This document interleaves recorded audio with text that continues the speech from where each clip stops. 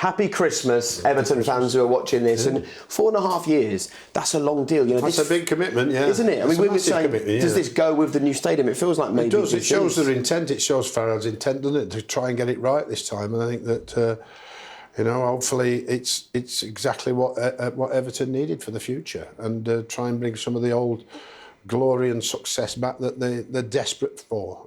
It's certainly be the Reds up the road, they're competing against them all the time, and they're obviously... That drives it, doesn't it? Yeah, it drives it, yeah. They're sick to death of seeing what they're doing, and they want a piece of it themselves. And you know, let's hope that Carlo Ancelotti is the man who can change the club around and start bringing that success to the club. But it can't be done overnight. No. But that's why the key thing is the 4.5-year deal is not to expect it this season or next season, but grow the club slowly. If you can grow the club slowly, and of course, there's not a lot of patience today, though, is there? That's the only trouble.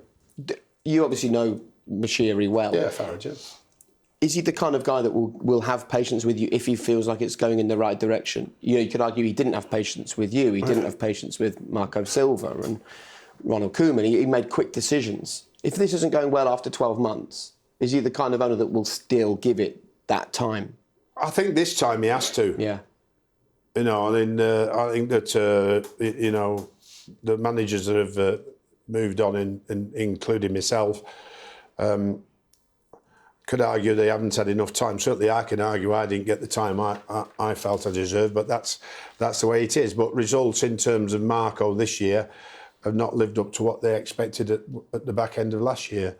And of course, if you're losing football matches and you're down, as an Everton club down in the bottom 4, then as a manager you would expect to lose your job.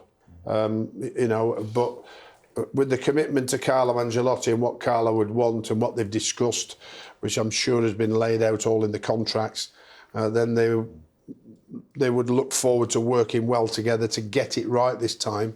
And certainly, like I said before, the most important thing to get right here at Everton is the recruitment side of new players if and when they arrive. I know you're a man for stats, and you just look at Ancelotti's his win percentage rate is 63.2 over the average of his career. Everton as a football club is 38.5. Wow. So something big is about to happen at this football club if this guy's going to continue in that vein. He wouldn't come here unless he's been given the resources to do it. So I think it's very exciting from an Everton point of view that Ancelotti's coming, and maybe there'll be a few Arsenal fans looking maybe with a little bit of envy. He also loves the football in this country. Yeah, Jake. I think since his experience with Chelsea, I think he hung on for quite a while to see if he could get back in the Premier League. It didn't quite happen, and he moved on. But certainly, I think he really likes the atmosphere around the Premier League.